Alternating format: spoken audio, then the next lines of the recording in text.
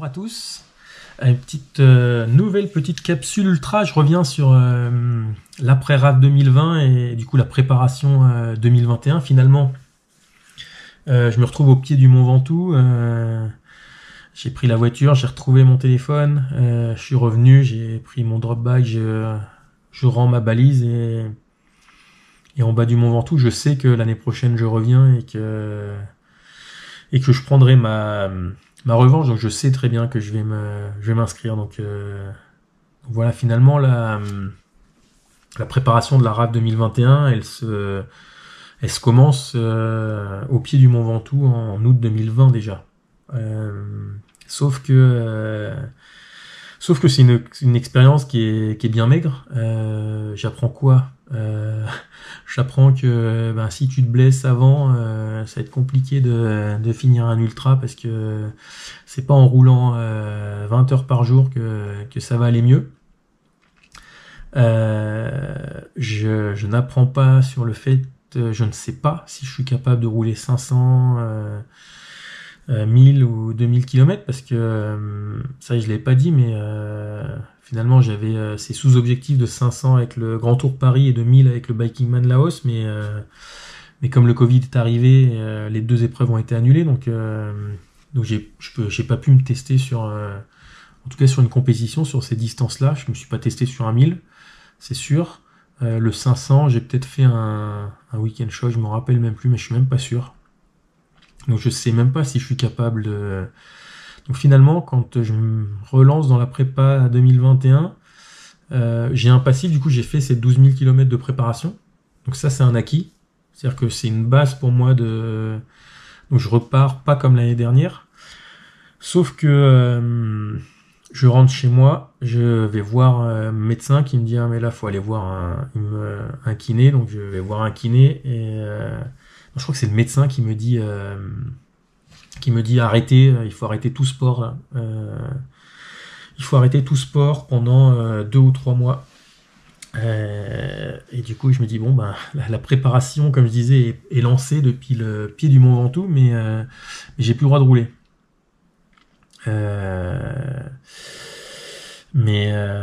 Donc ouais, ça... J'ai quand même cette base, du coup j'ai ces 12 000 km, mais j'ai un moment d'arrêt.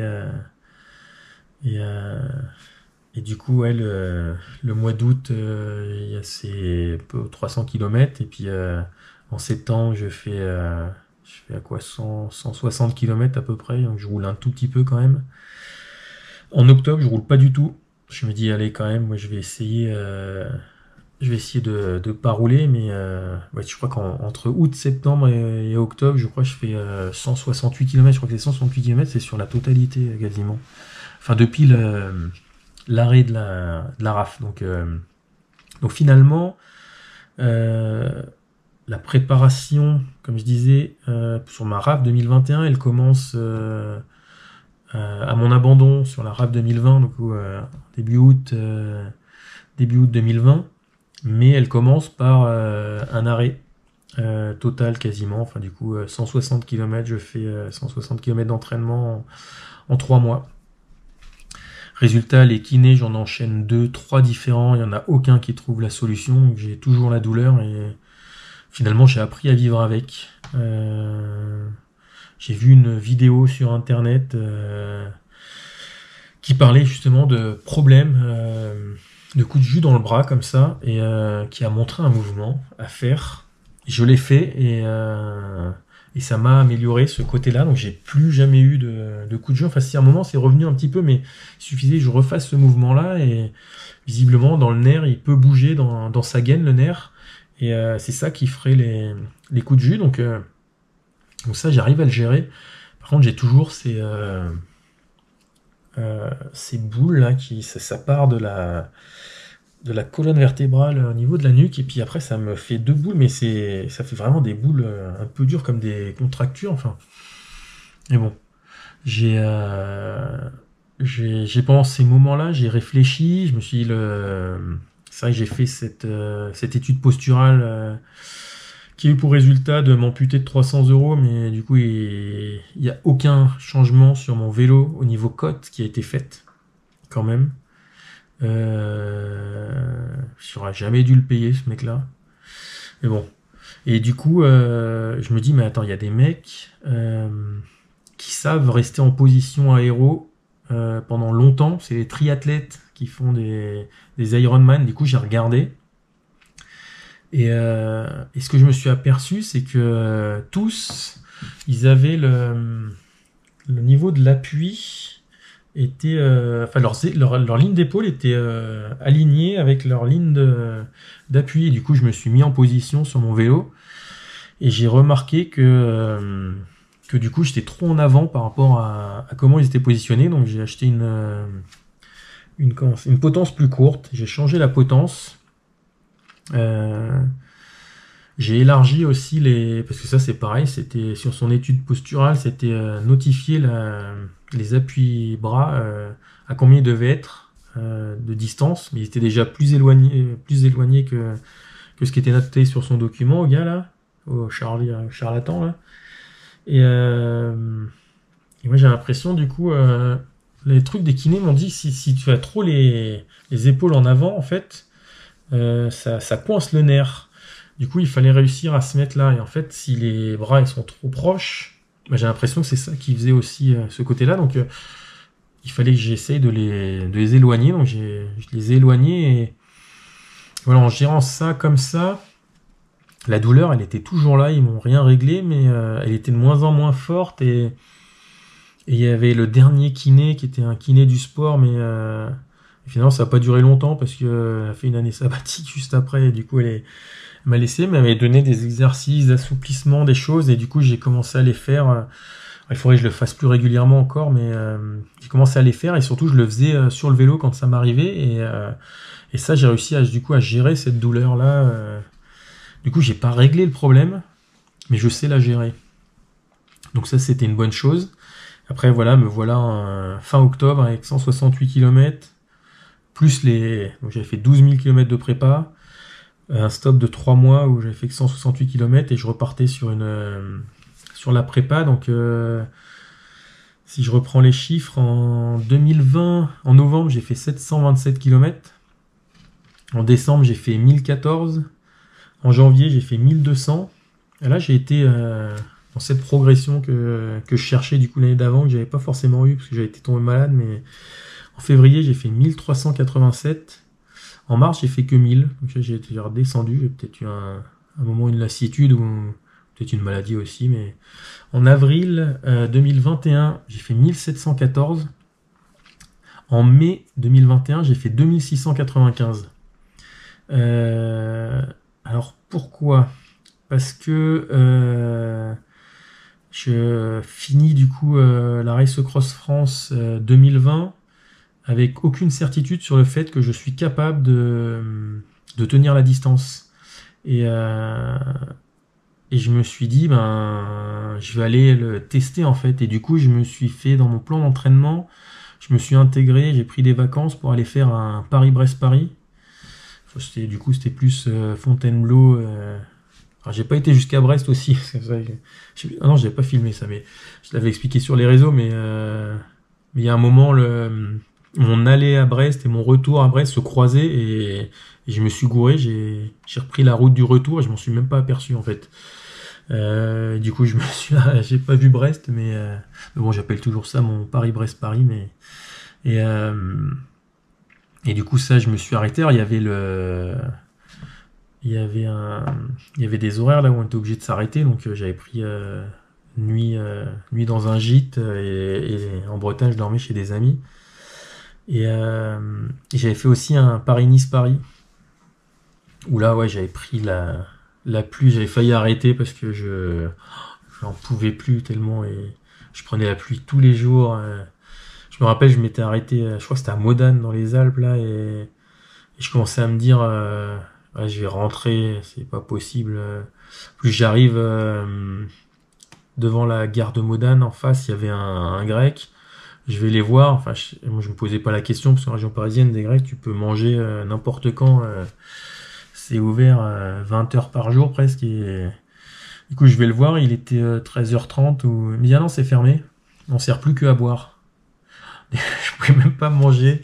J'étais assis, il y avait la gare en face. Je me suis dit, oh, c'est pas possible. Et puis finalement, j'ai continué. Et juste après, j'ai eu beaucoup moins de pluie. Et puis même plus du tout après. Par contre, je suis remonté. Je voulais remonter par les Alpes. Et je me suis je me suis un peu détourné. Et le retour, je l'ai fait. Je l'ai fait sur un circuit un peu plus, un peu moins vallonné, mais et voilà. Du coup, j'avais fait des gravelman aussi beaucoup, et j'avais fait ces deux voyages finalement. C'était des voyages, les deux, j'ai dormi le soir dans des hôtels ou dans des gîtes. Donc, j'avais fait ces deux voyages pour me rassurer sur le fait que j'étais capable de faire les 2600 km. Donc, mai 2021, j'ai dit 2695 km, j'ai fait quand même 99 heures. C'est vrai que c'est plus... en juin 2021, j'ai fait 2600 heures. Et c'est là que j'avais dû faire le Paris-Nice, parce que j'ai fait 128 heures. Je fais moins de distance, mais 25 heures de vélo de plus. Ouais, parce que Et du coup, ça m'a permis aussi ça de voir charger à quelle vitesse j'étais capable de passer les Alpes. Donc j'avais des références aussi. Ça, c'était quand même appréciable. Et du coup, en juillet, j'ai fait 572 km quand même avant la RAF. Donc la RAF, c'était le 23 juillet. Donc voilà, oui, j'ai fait 500. Oui. Ça paraît beaucoup, 572, mais on en reparlera après. Mais cette année-là, j'ai fait un Gravelman la semaine d'avant. Ouais, ouais. Maintenant, ça me fait beaucoup rire parce que bon, j'ai eu du mal à m'en remettre. Et voilà, j'avais du coup la préparation, comme j'ai fait 3 mois où j'ai pas roulé, ben je suis arrivé au début de la RAF. Je me sentais beaucoup plus entraîné et j'avais que 1000 km de plus. J'avais 13 000 km au départ de la RAF 2021. Ouais, du coup, un chiffre assez similaire à l'année précédente. C'est vrai que finalement on peut dire j'ai le même nombre de kilomètres. Par contre, le début de la préparation de cette RAF 2021 s'est faite avec, même si j'avais pas roulé les 3 mois précédents, novembre, j'avais quand même fait les 12 000 km de préparation de la Race Cross 2020, alors que celle d'avant, j'avais fait 10 ans où j'avais quasiment pas roulé. Donc forcément, la préparation de l'année d'avant aussi a influencé sur mon état de forme où je suis arrivé au départ de la RAF 2021. Donc voilà, c'est comme ça que j'ai préparé cette RAF. Je me suis imposé. Alors c'est quelque chose. Moi, j'ai pu le faire parce que le Covid était passé par là. J'étais encore J'avais mince, je sais même plus comment ils appelaient ça, mais j'avais encore 3-4 jours, presque une semaine par mois de chômage Covid. Du coup, en plus, on pouvait les cumuler, c'est-à-dire que j'ai fait des mois où j'ai travaillé tout le mois, et puis après, ça m'a permis de partir sur ce Paris-Brest-Paris, c'était une semaine, mais Paris-Nice-Paris, c'était peut-être 10 jours ou 2 semaines. Donc c'est vrai que ça m'a beaucoup aidé, et c'est pas facile à mettre en place, mais voilà, au lieu de mettre des sous-objectifs en compétition, j'ai mis des tests. Et puis j'avais refusé aussi parce que le Biking Man Laos de l'année d'avant avait été annulé. Il pouvait pas le refaire, du coup il m'avait proposé d'aller en Corse, mais en Corse il y avait ce côté où tu étais obligé de dormir, et je me dis mince, mais c'est plus de l'ultra en fait, c'est une accumulation de journées de vélo en fait. Du coup j'avais dit non, je reporte. Il m'avait accordé le fait de reporter, et finalement la fois d'après j'ai pas pu non plus. Je crois que je l'ai reporté l'année d'après. Et l'année d'après, juste avant de partir, j'étais positif au Covid, et du coup j'avais dû annuler. Et comme là j'ai annulé au dernier moment, j'ai perdu mon inscription. Mais voilà, du coup j'avais fait des épreuves j'avais fait 7, je crois que j'avais 5 ou 5 ou 6 Gravelman, je crois quand même. Donc des épreuves de 300 km. Et ça c'est hyper bien pour se préparer, je trouve, même les BRM ou les choses comme ça. Ou où c'est des distances. Je pense que 300, c'est quand même une distance de travail hyper intéressante parce que c'est suffisamment long pour rentrer un peu dans l'ultra, mais c'est pas trop long pour pas passer la nuit dehors. Et je pense que dès qu'on enchaîne une journée, une nuit, une journée, on commence à accumuler de la fatigue. Donc ça permet, c'est un format qui est quand même, je trouve, hyper intéressant pour s'entraîner. Donc voilà, ça c'était la préparation, comment j'ai construit du coup avec ces voyages. Finalement, je les ai vraiment, je me suis pas dit c'était un voyage, mais je l'ai vécu un peu comme un voyage où je m'arrêtais tous les soirs, voilà, ou chambre d'hôtel ou chambre d'hôte, et puis du coup je faisais ma lessive et je repartais le lendemain tranquille avec le petit déj sur place. Donc c'était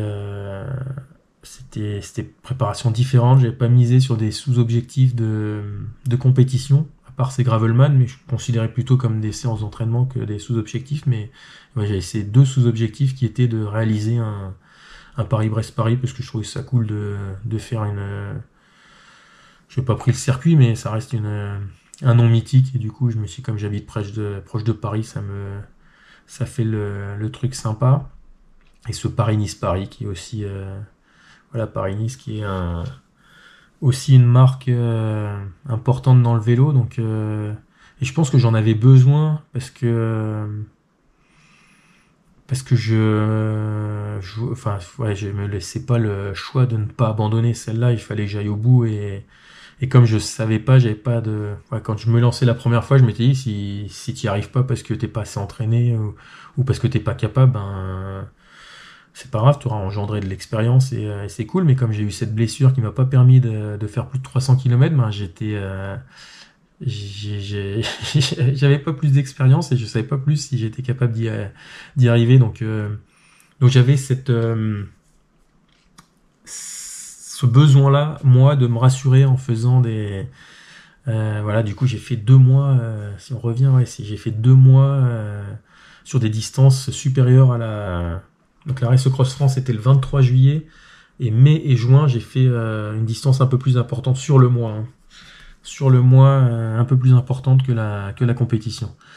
Donc j'avais besoin de me rassurer en fait sur le fait que ça allait passer au niveau 2600 km, parce que j'étais plus là pour savoir si je pouvais la finir, quoi. Là je revenais pour la finir. La question se posait pas en fait de pas la finir. Comme toujours quand je dis ça, c'est hors problème, c'est-à-dire que s'il y a une grosse chute, s'il y a une casse matérielle, il y a un impondérable qui fait que je peux pas finir, mais j'étais omnibulé à me dire je viens là plus pour performer que pour finir, quoi. Qu'on va aller chercher quelque chose. Et ma revanche, c'était pas juste de finir en fait, c'était de finir et de finir vite. Donc j'avais un objectif en tête, je sais même plus, mais je m'étais dit j'espère faire 8 jours, voire moins. Donc je crois que c'était à l'époque c'était pas 10 jours, c'était 9 jours j'espérais faire 7 jours et demi même, enfin j'avais calculé, et voilà, j'avais un objectif de temps et l'objectif de temps c'était pas de finir une minute avant l'heure de fin, quoi. Donc voilà, ça c'était ma préparation pour la RAF 2021. Et voilà, on se retrouve dans le prochain épisode où je vais. C'est pareil, ça a été une histoire aussi, cette nouvelle participation à la RAF. Donc voilà, on se retrouve dans le prochain épisode pour en parler.